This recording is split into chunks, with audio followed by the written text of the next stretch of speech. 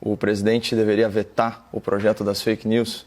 Bom, para desespero da bolha progressista na mídia, dos oportunistas da oposição e dos crentes numa ditadura imaginária, o Brasil ainda é uma democracia que respeita as garantias fundamentais. E nós somos presididos por um senhor que sempre defendeu a liberdade de expressão. Ao contrário, por exemplo, do nosso Supremo Tribunal Federal, que em mais de uma ocasião censurou conteúdos da imprensa e de cidadãos privados, que desagradaram aí nossos ministros hipersensíveis e com telhado não de vidro, de cristal. Bom, seria uma enorme decepção se o presidente da República não exercesse, ainda que parcialmente, seu poder constitucional de veto a esse projeto, que tem como desdobramento lógico e como agenda oculta a limitação do debate público, das ideias do debate público. Mas por que eu falo seria uma enorme decepção, assim, no futuro do pretérito? Porque eu me recuso a acreditar que esse projeto vai ser aprovado na Câmara dos Deputados, né?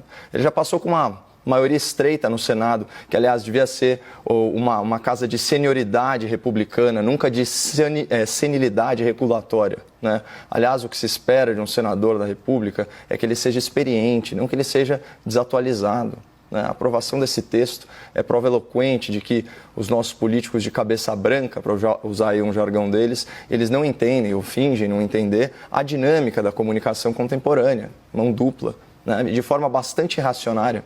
Eles tentam regredir ao tempo em que havia controle de narrativa e monopólio da informação. Não é mais o caso. Bom, não à toa, o senador relator, né, que é um entusiasta do projeto, integrante do Centrão, ele tem menos de 20 curtidas em cada uma das suas últimas 3 postagens. É um desempenho aí em rede social que denota desconhecimento ou desinteresse nessas plataformas. E se, por um lado, é mais difícil para o político legislar sobre temas que ele não domina, é muito mais fácil, né, admitir a restrição de direitos que não o beneficiam diretamente ou que até o prejudicam eleitoralmente, como é o caso da liberdade de expressão na internet. Afinal, a velha política não se elege online. Não conheço político de Centrão que se elege pela internet. Talvez por esses motivos o relator tenha sido tão infeliz em uma das suas manifestações em redes sociais, quando ele proferiu a seguinte pérola: vomite enquanto ainda tem tempo de liberdade. Então, aqui estou eu, senador, usando meu tempo de liberdade para vomitar a sua falta de discernimento ao apoiar uma legislação que tem tudo para se tornar a antessala da censura na internet brasileira, né? Para não me estender muito, vamos ficar em um exemplo só,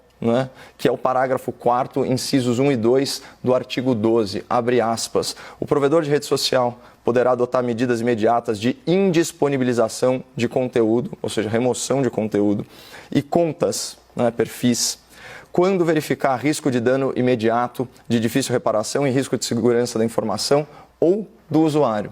Então percebam o tom meio genérico desses dispositivos: risco de dano, risco ao usuário.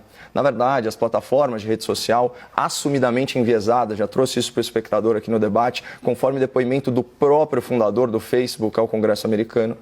Então essas plataformas elas já possuem os seus termos e condições de uso, né, que incluem uma certa moderação de conteúdo. Mas essa atuação ela fica limitada ao texto constitucional, que assegura ampla proteção à liberdade de expressão e aos remédios penais para eventuais abusos de direito, né? Ao legislar sobre essa matéria de forma específica, em âmbito infraconstitucional, o Congresso ele abre uma brecha para uma ingerência ainda maior e agora legítima dessas empresas, como Facebook, Google, Instagram, WhatsApp, Telegram, por aí vai.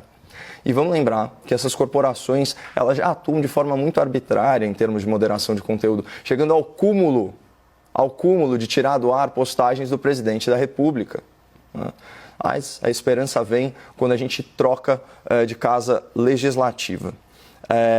Vou ler um tweet aqui para vocês. Para salvar a democracia, os democratas brasileiros decidiram assassinar a liberdade de expressão. O projeto aprovado no Senado diz mirar nas fake news, mas é para acertar a liberdade. Um lixo que tem que ser varrido pela Câmara. Lutaremos. Então, quem se pronunciou assim, de forma bastante incisiva e bastante pertinente, foi o deputado paranaense, o Paulo Eduardo Martins, né? Então, que ele seja acompanhado aí pela maioria dos seus colegas.